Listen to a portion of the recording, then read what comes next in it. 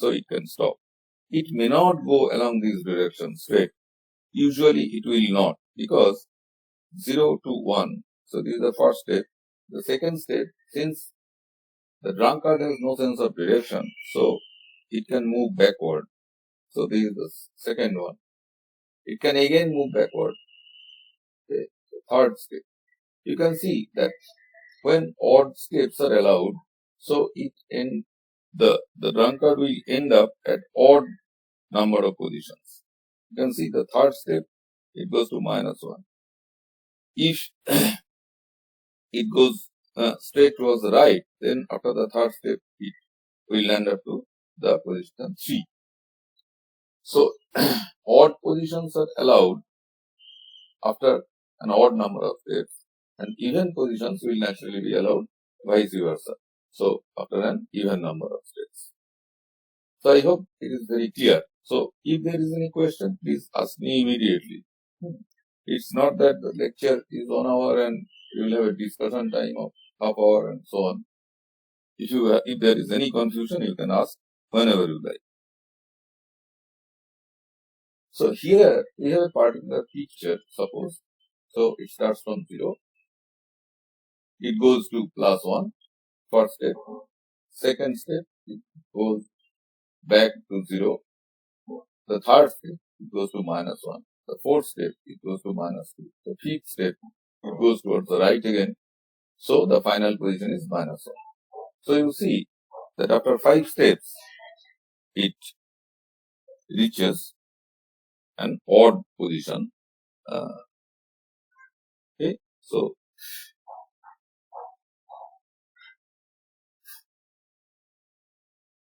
that's it. Now we can see that what is the outcome of such an experiment. This is a numerical experiment. So if you do the experiment, what is the result? The result will be found something like this. That this is the coordinate, this is 0. As I said, that it only will go over to the odd steps. So at -1, there is a probability of 10 by 32. At -3, it will be 5 by 32. At -5, it will be 1 by 32 if the walk is a 5-step walk. Similarly, since there is a complete symmetry, so at +5 also it is 1 over 32. At this 3 position, it will be again 5 by 32, and this will again be 10 by 32, adding up everything to unity, since the total probability has to be unity. Okay?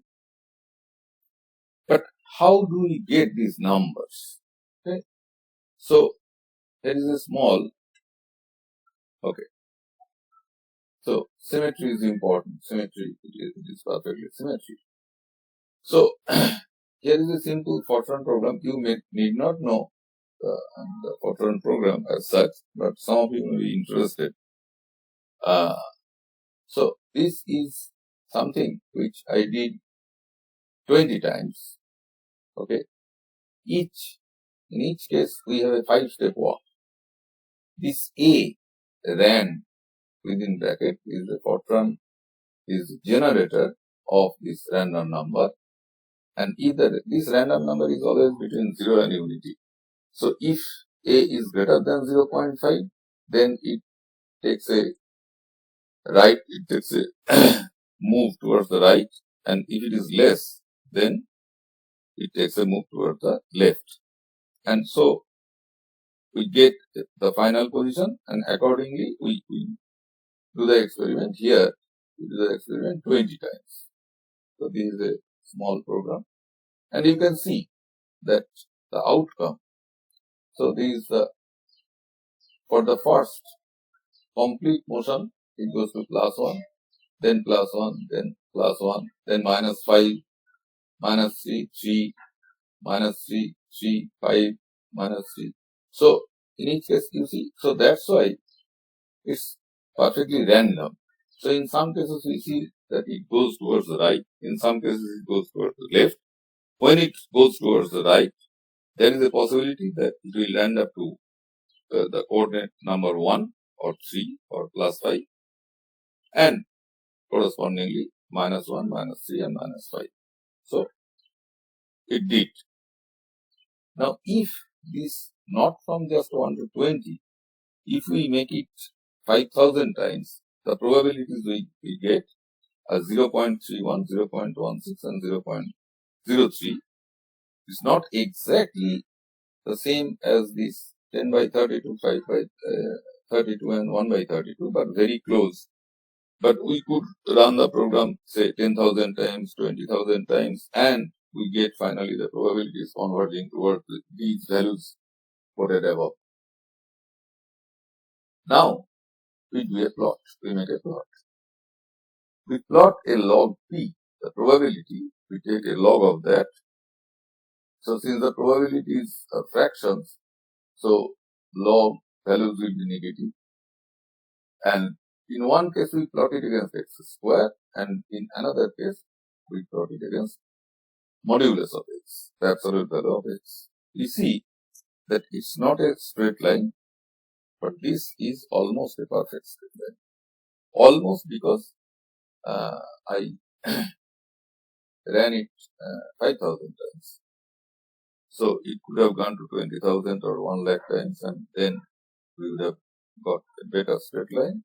And since there are only 3 positions available for the coordinates 1, 3 and 5, because x is square. So 1 square is 1, 3 square is 9, and 5 square is 25. Similarly, minus 1 whole square is again 1, minus 3 whole square is again 9, and minus 5 whole square is 5.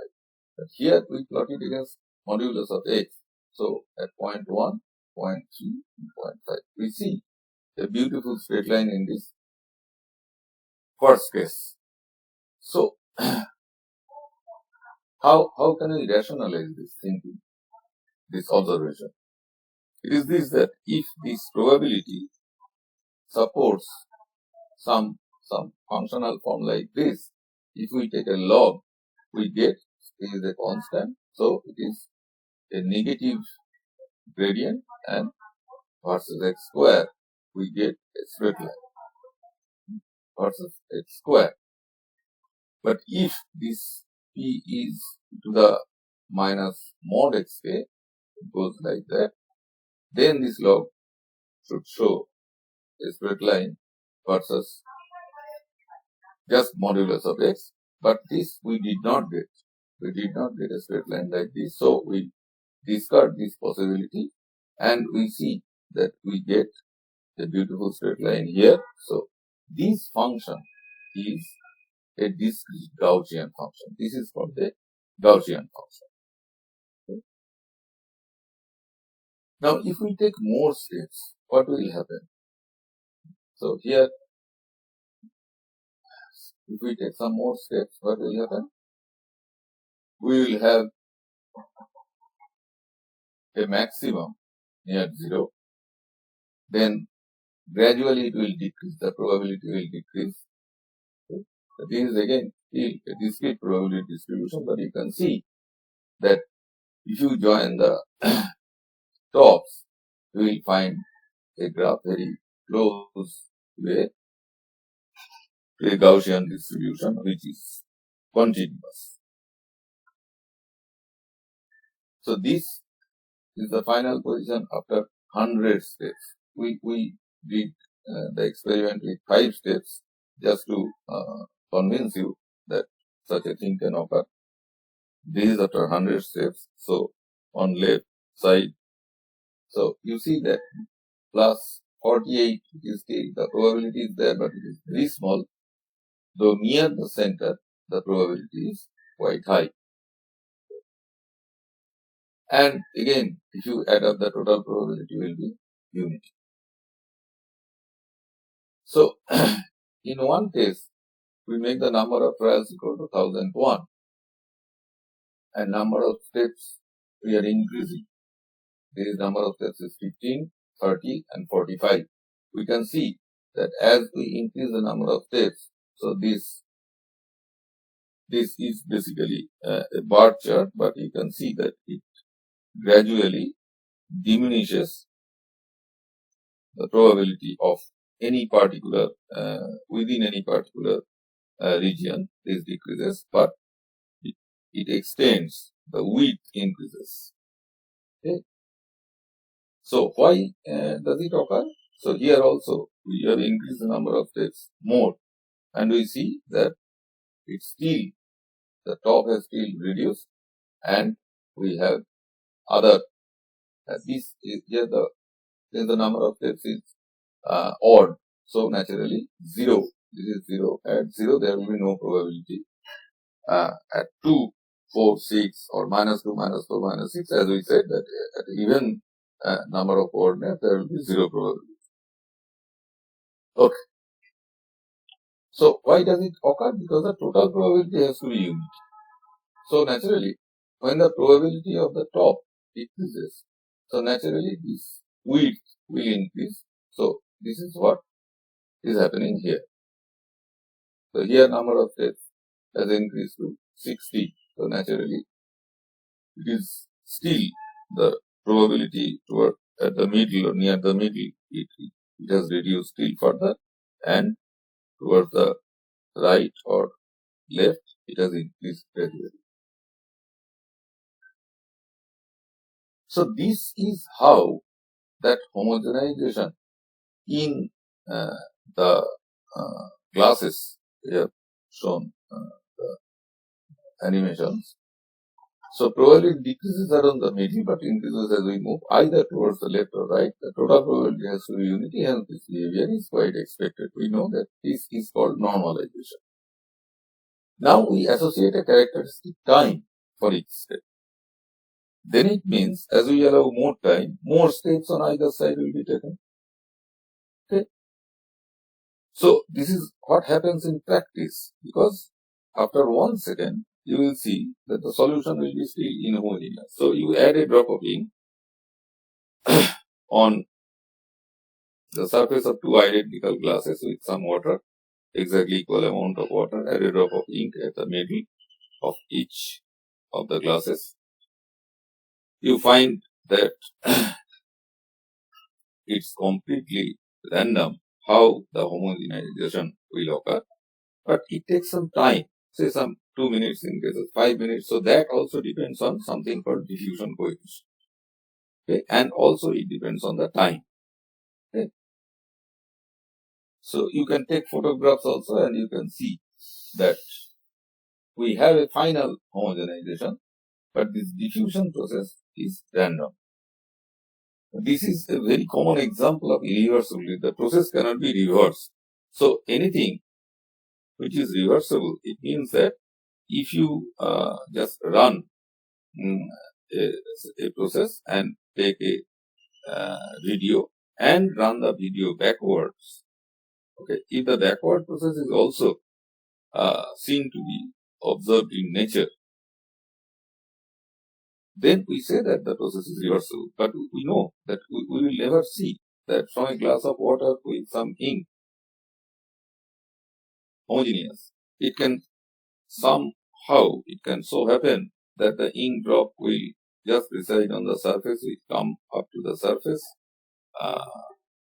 making the drop. That is the initial state of the system. It will never happen. So this is a clear example of irreversibility. Now, when we extend it to the continuous case, we have, in case of these discrete probabilities, we have the continuous probability. So P, the probability becomes a function of x. And this is a normalization, e to the minus alpha x square. Alpha is some number. It depends on how quickly the graph will fall off towards plus minus high values of x. And this is called a Gaussian distribution. It actually runs from minus to plus infinity. Okay. So you see that this is the Gaussian distribution. The distribution function, I think that most of you know. This mu is the average value of x, and this sigma is called the standard deviation. Okay, so that's what a Gaussian looks like. Now, in case of real diffusion, the continuous case, what we have been talking about, here this sigma, the standard deviation, that will gradually increase with time, and that will also depend on the diffusion coefficient. For the diffusion coefficient, we have a definition. This is already there. This was. So what we do is this, that we associate sigma square, that is the variance of the distribution, is equal to twice dt. This is from observations that the standard diffusion coefficient definition along with time on do, so we multiply it by a factor of 2. It's empirical, but it works. That's, we have this from this parent Gaussian distribution. We have in this case is the case of diffusion from a point source. Okay. So this is what is spreading of an ink drop over a water surface, because the thing is continuous now. There is really no step 1, step 2, etc. These are infinitesimally small steps, much less than any scale of length you can conceive, like the angstrom units. So how does homogenization takes place? Via the Gaussian.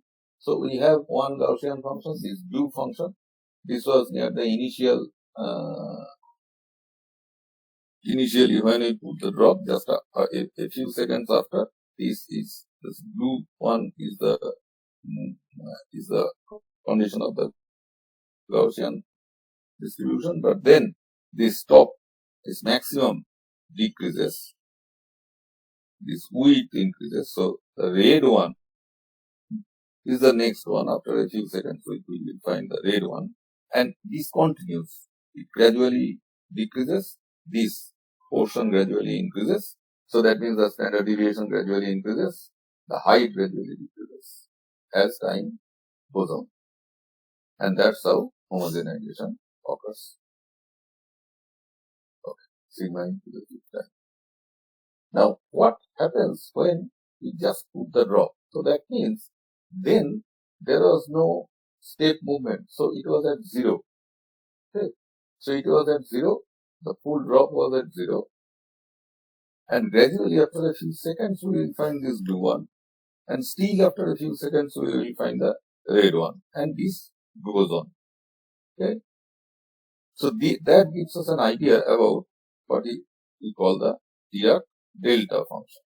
Delta function, some of you must have heard of, and some of you, those belonging to physical chemistry specialization, must have dealt with this delta function at some stage of his or her life. So it's important in normalization of momentum eigenfunctions and elsewhere. One favorite representation of this delta function involves the Gaussian. Okay. This function has a peculiar property. It is 0 for any x not equal to 0. So you think of the initial when you just put the ink drop on the surface of water. So it did not diffuse till then. So for any x not equal to 0, there is no one step towards the right or one step or two steps towards the left. There is no such motion. There was. Okay. But its value is infinite at x equal to 0. Though the integral over the whole space is unity. You can see that this is a Gaussian distribution. Minus infinity to infinity, this integral is 1. Now we put the limit, this sigma tending to 0. So when we put that limit, so that means sigma tending to 0 means you see that this blue becomes, so this will reduce towards 0, this will reduce towards 0. But since the total area is unity, the height will increase because the area has to be unity. So the initial condition for that ink drop on the surface of water should behave like a Dirac delta function, and this Dirac delta function is obtainable from the Gaussian function. Okay. Now we are talking so much about the Gaussian function. So this is Gauss, okay, with whose name this function is associated with, and he actually first used it in certain astronomical observation, in finding some error estimates of astronomical observations given to him by some other people. That was during 1808 or 9. Okay. This was his lifespan. He is called the Prince of Mathematics. Okay. He did very important works in various branches of mathematics. So this random error, this is, I think this is familiar to you in studies of analytical chemistry. Okay. So suppose here is a true value. Okay. You made certain observations. So you may find the true value or you may not, but you find values which are close, which are distant from that. But the point is, if your error is completely random, you will find equal number on either side. That means equal error either side if there is no bias. So that's the primary idea. So here, if the true value is mu, here we have a Gaussian where mu equal to 2 and I have taken that sigma equal to, you see that this is 2 sigma and this with that half maximum. This is sometimes important when you cannot calculate the true error deviation.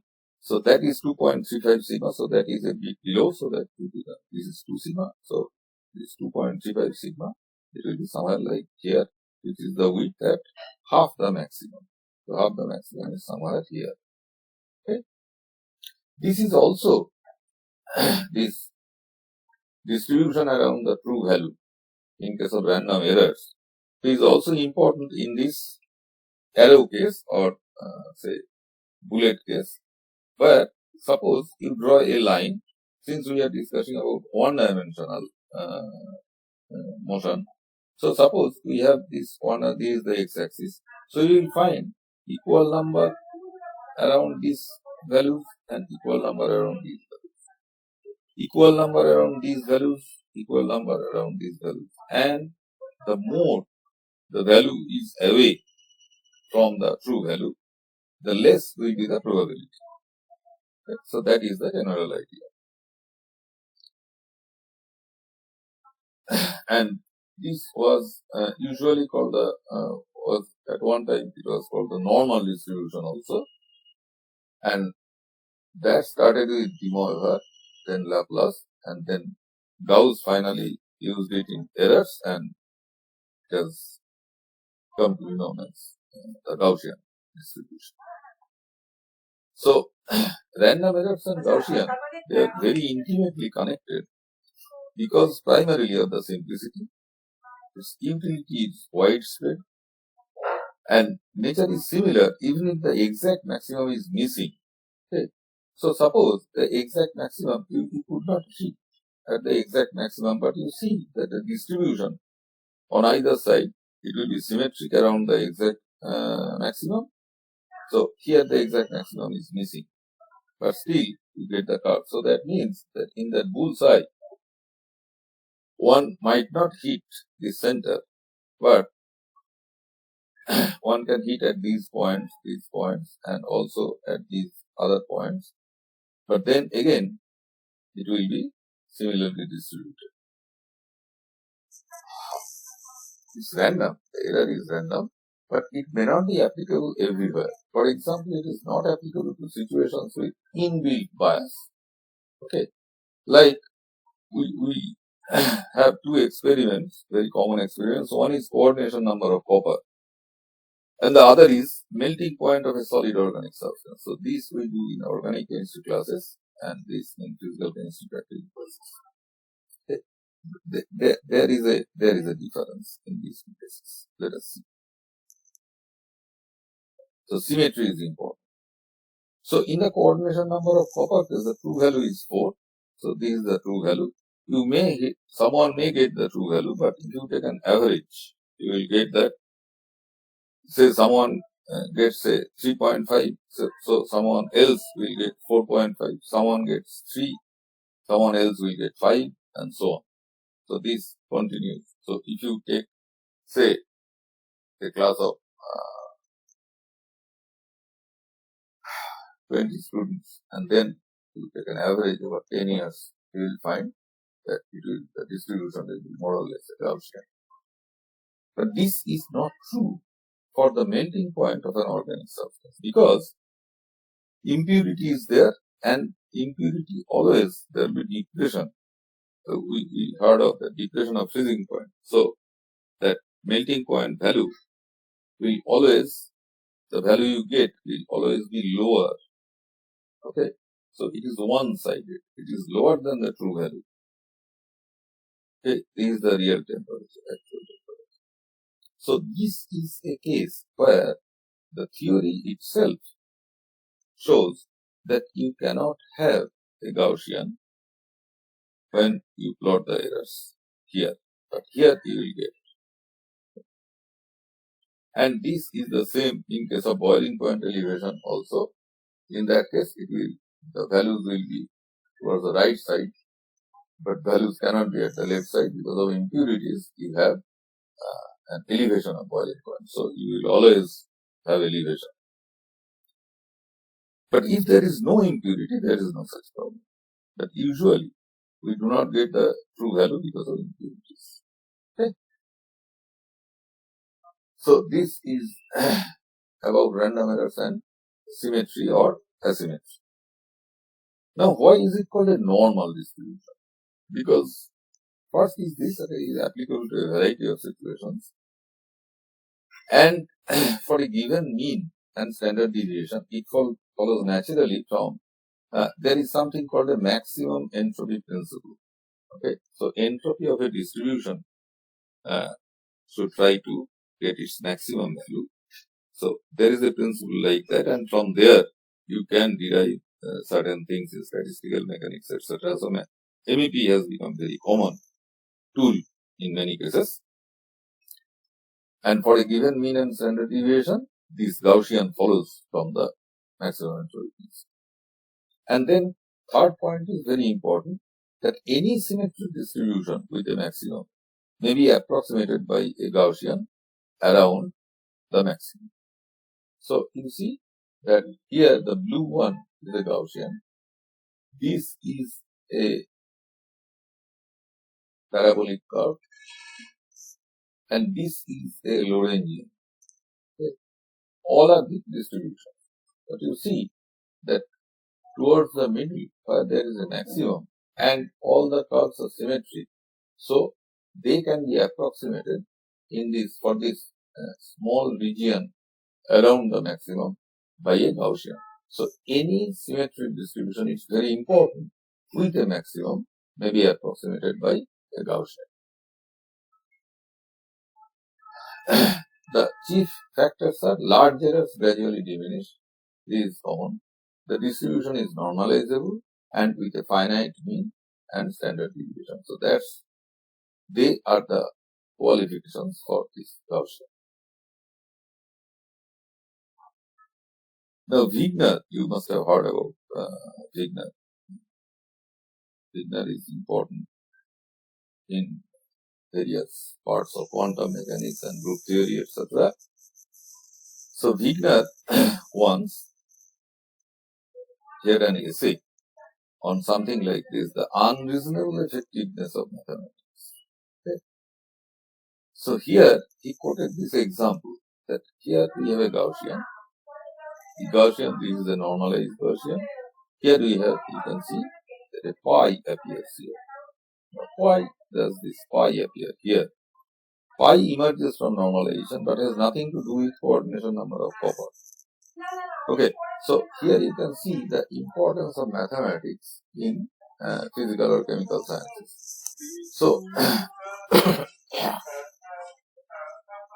suppose we do this coordination number of copper experiment, as I said, say you take the data of thousands of students and then you plot, you get a Gaussian. Okay, why do you get it? You know that the errors are random, so it can be, if there is an error of say 10% towards the right, the error will equally be 10% towards the left and so on. But then, once you go to normalize the function, this pi appears. Okay, so that is the intimate connection between as Dignan says, mathematics and other practical sciences. Here is another example. It's Maxwell's velocity distribution. As I showed that animation, Brownian motion, and there you have seen that the smaller particles,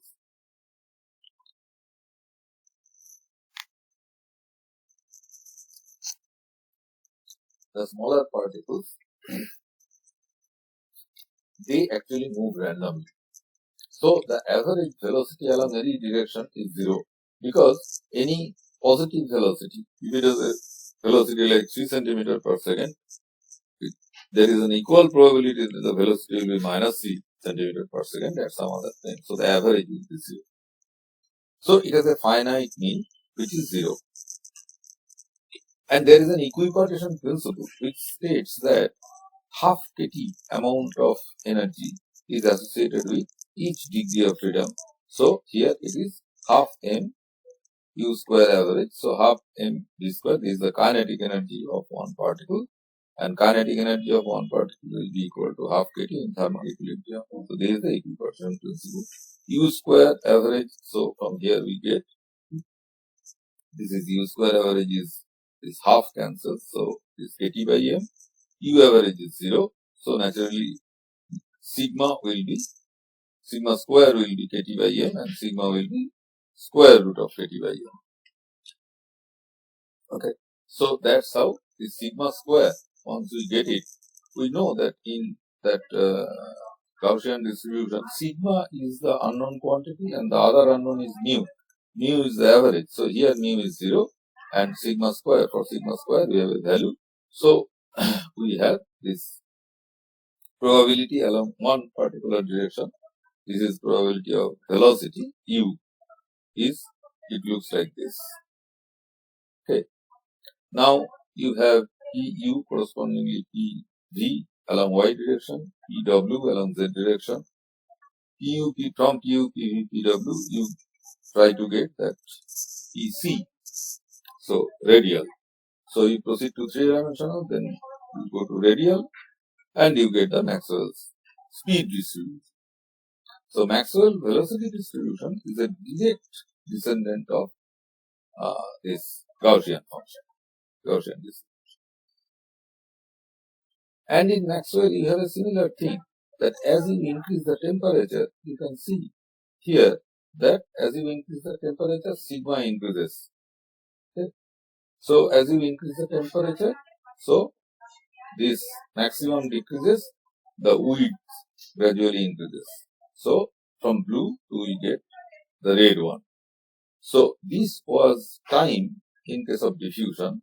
This is now temperature in case of Maxwell velocity. Okay. Now we come to the amplitude function from distribution. So we come to a Gaussian wave function. So this is the distribution, and we know that this distribution has to be always a real function. But then if you allow this psi, the wave function, so this is the amplitude function. Amplitude square is the probability. And if you take the amplitude to be real, then you just square from the square root of probability, you get the amplitude. So psi will be square root of this, and this square root gives you this 4 in place of this 2. You just have this 4. So psi multiplied by psi, or psi star. Here there is no need for making a star because it's real. So psi multiplied by psi will give you this P. Now why is that going to be important? So now we come to the use of the Gaussian function in another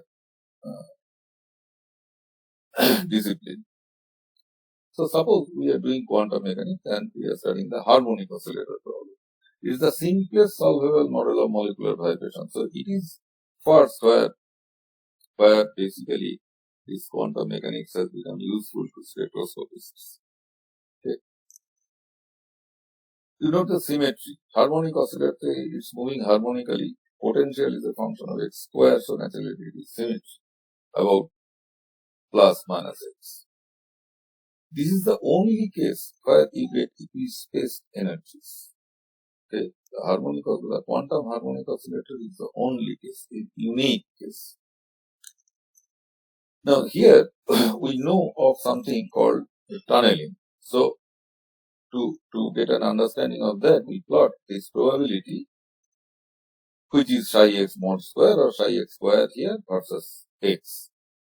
Because this harmonic oscillator model gives its ground state the probability distribution, which is a pure Gaussian.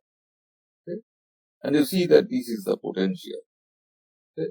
So if this becomes the energy, this is the energy axis, suppose. Okay? If this is the energy, so at this point, the energy is fully the potential energy. Okay? So energy is fully the potential energy. So a classical particle cannot go beyond, but a quantum particle can go.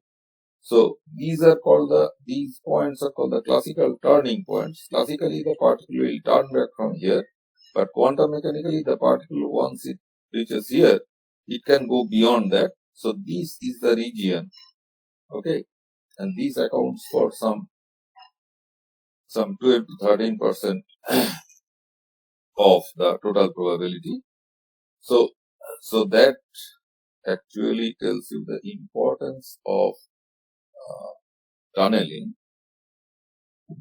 in quantum mechanics, and particularly in the context of molecular vibrations, the harmonic oscillator model of molecular vibration. Because harmonic oscillator is the simplest model of vibration. So there are better models, but of course tunneling is very general phenomenon. Now in quantum mechanics you have another very important consequence, that this is the near zero behavior of wave functions. So for any symmetric potential that admits bound states, the ground state wave function, which has a maximum near the origin, it behaves like a Gaussian. Okay? Vx, we assume that Vx is an analytical function of x, and this analytic function of x means it can be expressed as a power series in x. And you can see immediately why does it happen. And as we said that in classical also, any symmetric distribution with a maximum may be approximated by a Gaussian around the maximum. So a similar figure appears here also. So this was the earlier case, which is the classical one. This is now being transported to the quantum mechanical case. So suppose we have a Vx like this. So it's a power series in x. And V of x is V of minus x. So naturally these odd powers will not be there, only even powers will be there, D0 will be there. So we now consider the Schrodinger time independent equation. So it is minus h cross square by 2m. I just avoid that, minus psi double prime plus Vx V psi equal to E psi. So this is H psi equal to E psi, the equation is this.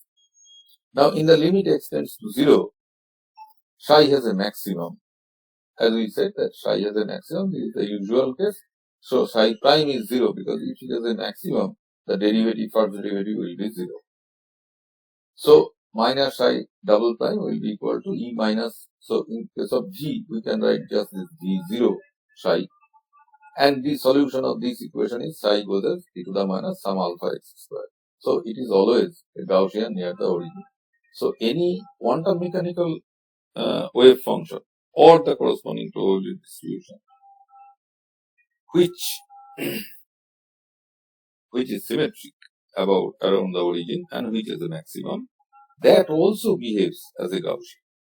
Okay? So the thing is not just true for in the classical case, it is true also in the quantum case. So now we come to another important aspect of the Gaussian. It's the case of any function and its corresponding Fourier transform. Fourier transform, you must have heard about it. Fourier transform spectroscopy. Now it is very nowadays it's very common practice to do this kind of spectroscopy. So this is basically going from any one variable, some function of x, to another variable, some function of k. And these functions are linked by these two relations. So one is called the Fourier transform of the other. Okay. So you see that there is no Gaussian here. Okay? This is basically a momentum eigenfunction. This is also a momentum eigenfunction. If you like to say so, but you may not like it. So it is a very special kind of change of variable. X and k are called conjugate ones. Like when x is the position variable, k is something like momentum, p by h cross. Okay? So that's it. You see that k should have the dimension of inverse of x. So x, if x is the position variable, so it's of length, so k has a dimension of inverse of length. Okay. If x is the frequency, then k is the time. Okay. So that's how this Fourier transform links this frequency domain and time domain spectroscopy. Okay. And fx, this mod square, so that is the probability. These are the amplitude functions. This is the probability in x space, and this mod square is the probability in k space. And we know, we take advantage of this fact that if one of them is narrow, the other will be wide.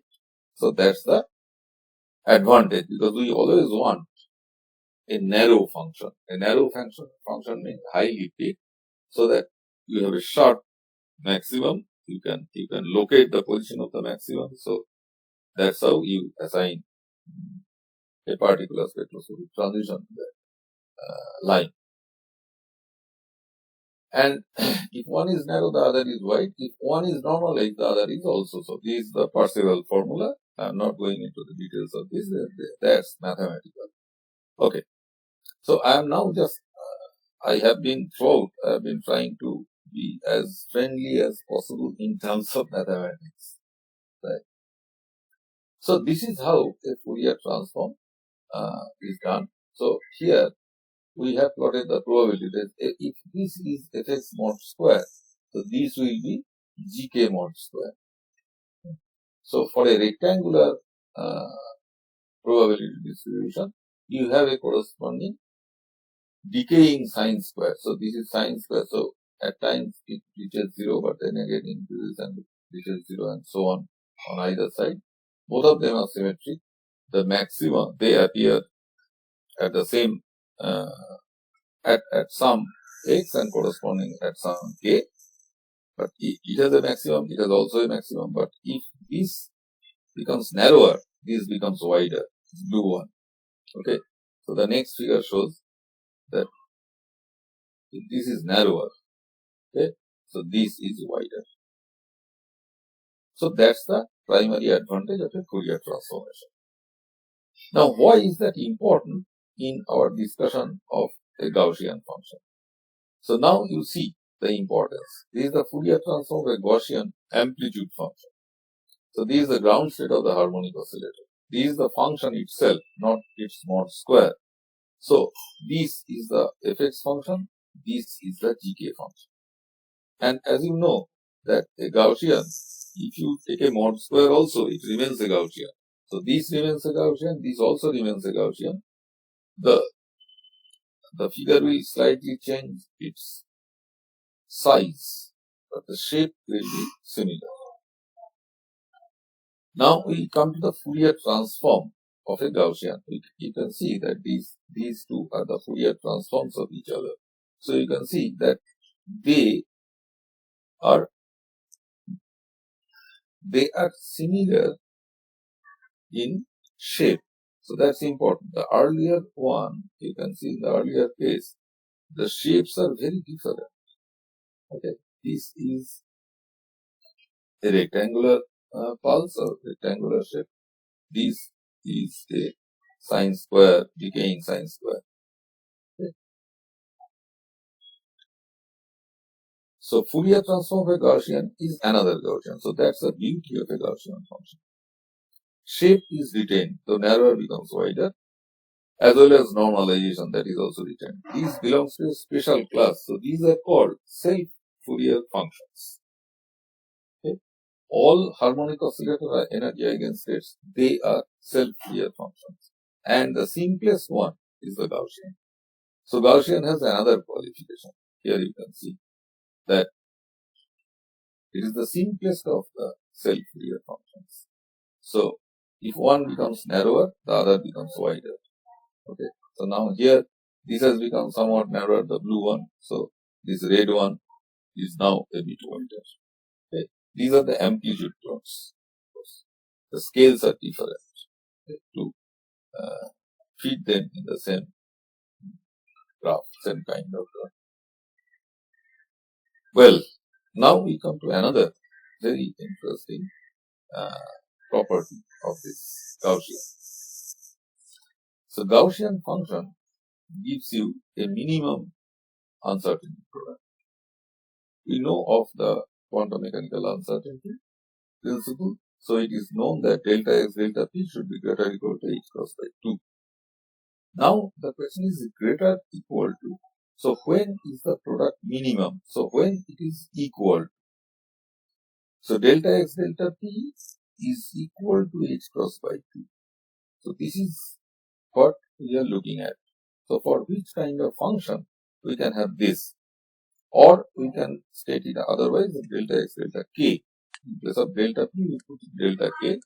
Delta k is, as we noted before, k is p by h cross. So h cross will cancel out. So delta x delta k will be equal to half. So this happens precisely for a Gaussian. And this is the ground harmonic oscillator state. So harmonic oscillator state, the ground state, is a Gaussian. It has many advantages.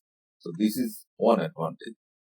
In these two cases, you can see that the graphs are different because this, if one becomes here, this becomes wider, the blue one, so the red one becomes narrower. But delta x delta k, the product of the uncertainties, product of the spreads. Okay, so that is half in both the cases, same in both the cases. So larger delta x, smaller delta p, smaller delta x, larger delta p. This is the precise content of the uncertainty principle, but in other cases, this equality will not hold. It will be greater, okay, in any other case. Now, we are towards the final goal. Now, the Gaussian has a role also in quantum chemistry. Okay? This is because Gaussian wave functions, they decay faster. So integrals even with Gaussians are easier to numerically integrate to obtain near exact answers than those with Slater functions, that is exponential. So I shall discuss what is the Slater function and how we replace a Slater function by Gaussian. So John Pople first advanced the idea. These are called STO-NG bases. So you heard of STO3G, STO6G, and so on, STO2G. So this is an abbreviation. This is called a Slater type orbital, n number of Gaussians replaced by n number of Gaussians. So that is the idea. So idea is use a linear combination of Gaussian functions with varying exponents to match in a least square sense a Slater type orbital, which is a true wave function like a hydrogen 1s. It's the Slater function. Okay. So we have the integrals which we need to perform. Some function of r e to the minus alpha r. This is say a hydrogen 1s orbital. Okay. And then we have a 4 pi from the theta and pi part, and r squared here is the volume element of the radial corresponding to the radial function. So its integral was 0 to infinity, but if we try to integrate it numerically, we have to go a long way. And instead, we like to replace it by some fr e to the minus some beta r square, okay, into 4 pi r square here. So here the presence of this r square, here the presence of the bare r makes the two integrals very different numerically. Numerically, it is very fast to evaluate because if r you take as say you take R5. So R square becomes 25. It's very large. So since we have a negative here, so that is almost 0. So you need not evaluate the integral to that extent. So you may take R somewhat less, say 20 or 15 or 10. And for numerical integration, that is quite cost effective. But in this case, you need to go to a long R, something like 10, 15 to get a reasonable accuracy. So that's why these integrals are replaced by integrals of this type, because there is a plus. There are certain coefficients, combining coefficients. So the point is to replace this e to the minus alpha r with a number of Gaussians. Okay, but these are Gaussians which basically are in the radial situation. So the integrals are from 0 to infinity. It's not a one dimensional, it's basically a three dimensional Gaussian. R square is equal to x square plus y square plus z square. Right? So, so this later orbital, the simplest later orbital is the hydrogen atom 1s orbital. Okay. So it has including normalization, it is 1 by pi with the square root e to the minus r. This was r by a0, but a0 is the Bohr radius which we take as the unit of distance. Okay. So now you see that we replace this wave function by some number, some combining coefficient into, this is the normalization factor, e to the minus, you see that some 0.15 to r square and another plus some constant. So these combining coefficient and these exponents are obtained by fitting this Slater orbital with the sum of these two Gaussian orbitals and in a least square sense. Okay, so you maximize the overlap. So what we see is that this is a true Slater orbital. Okay? So this is the plot of this red one, is the plot of this Slater orbital, the hydrogen 1s orbital. And you see that if you sum these two Gaussians, you find that there is a blue dotted lines. So here, very near to 0, there is some difference, okay, both in amplitude and the extension, but then afterwards we see that they almost coincide. Okay. So this brings the idea, this is the nucleus.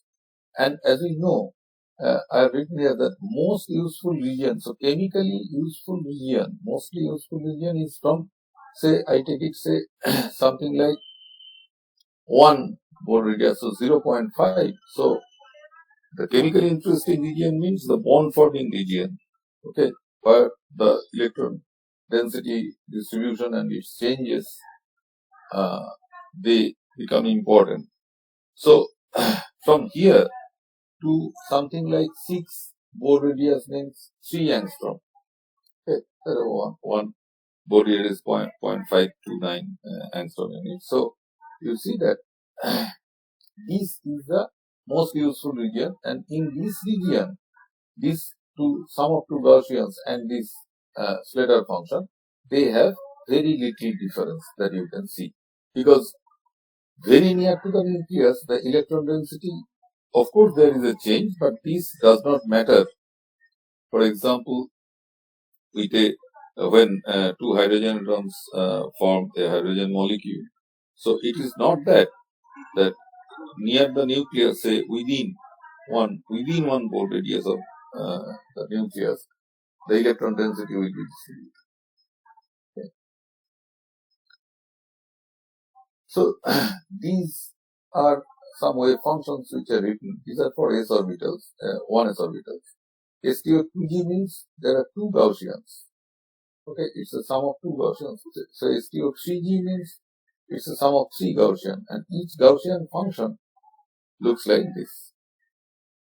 Okay? So this is the normalization, and this normalization includes the exponent. So these exponents, so C exponents and these beta exponents, they are basically obtained via the least square. So why is the decay problem matters here? You can see that this is just the earlier curve, but in a different scale so that you can see. So I plot it from 3 to something like 6 or 7 or 8. So you can see that near 8, that means 8 means 8 Bohr radians means more or less 4 angstrom. The difference is this, that in this case it is slightly higher, the electron density is slightly higher, but here it is lower. And this decay is very important because this red one, you see that it continues because it has the form exponential minus r. But because here you have r square, the decay is sharper. And for this sharper decay, we have a better numerical implementation of the integrals. So that's why it is important. And here we have just 3. This is STO1G. So 1 Gaussian replacing a Slater orbital. This is STO2G and this is STO3G. You can see that the difference here the difference actually is getting reduced. And if you take STO6G, it will be almost in distribution. Okay.